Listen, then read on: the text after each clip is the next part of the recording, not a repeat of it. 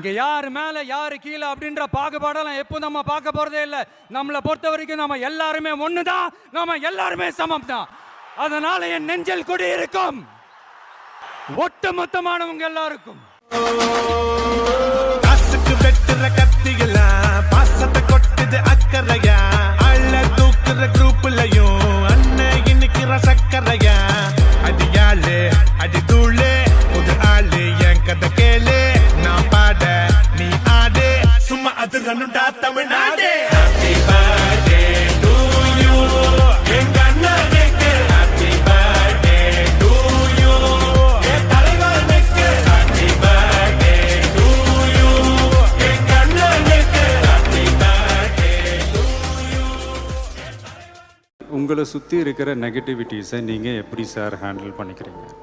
Simple, ignore பண்ணுங்கள்.